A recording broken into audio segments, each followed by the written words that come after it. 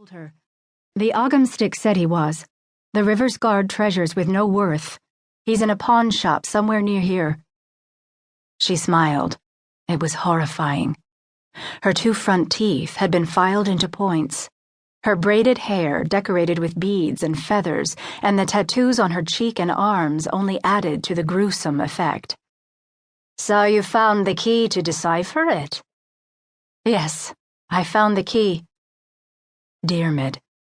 I hadn't waited for him to return to Governor's Island, where we'd been hiding, because I couldn't let my love for him or anyone else influence what I had to do now. The thought of him made me ache. Battle Annie gazed out at the dark harbor. Seems odd we haven't felt your druid if he's here in Corlear's Hook. I stifled a shudder. I couldn't pretend I was glad to be going there. Corlear's Hook had been a nasty place even before the Depression. It was a haven for thieves and for other river pirates. It wasn't just the gangs that worried me.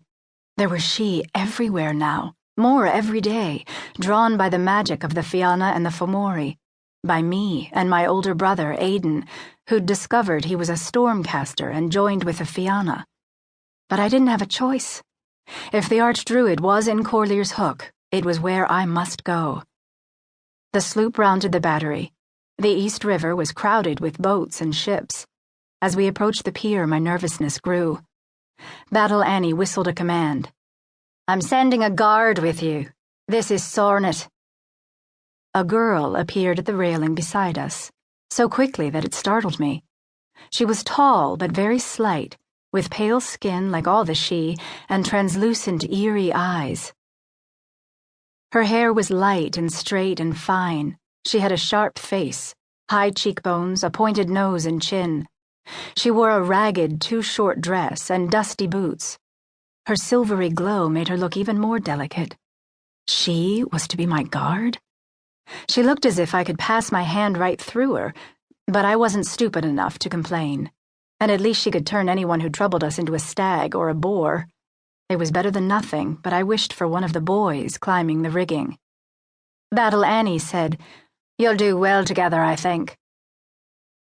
Sornet's gaze was open and curious. I felt her yearning for my power, though she made no move to touch me. You'll accompany the veleda to the archdruid, Battle Annie said to her, and keep her safe until she has no more need. Archdruid? Sornet's pale brow rose. Where is there such a thing? Battle Annie said, She knows. The sloop maneuvered easily through the crowded river, and then we were docking at a falling-down pier poking from a cluster of darkened buildings. She sailors jumped onto the pier, which tilted and creaked.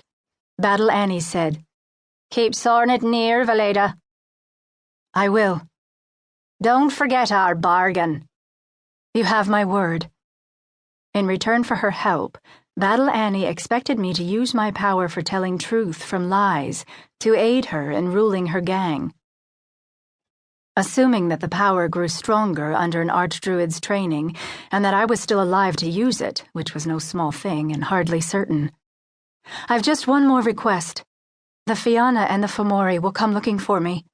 Don't tell them where I am. Battle Annie's slow eyes sharpened. You're Diarmid, too? I wished the sound of his name did not hurt. Him, too. She nodded. As you wish, veleda. I heard the thunk of the boarding plank as it hit the pier, and one of the boys called out, "'Tis ready!" And I steadied myself. The pier was empty, the streets beyond dark. Sornet jumped onto the pier, making hardly a noise, and I gathered my courage and followed her. The sloop departed, leaving the two of us standing alone. Loud voices and arguing escaped from the saloon at the end of the pier. Sornet walked, and I followed again, jumping at a sudden scrabbling that came from beneath the dock. What was that? Sornet shrugged. Rats? We were almost to the end of the pier when I heard the scrabbling again, but this time a shadow appeared with it.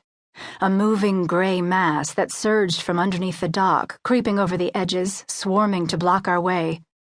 Gang boys. Dozens of them, forming a gauntlet. Some were chuckling, one or two calling out. Look at that boy, something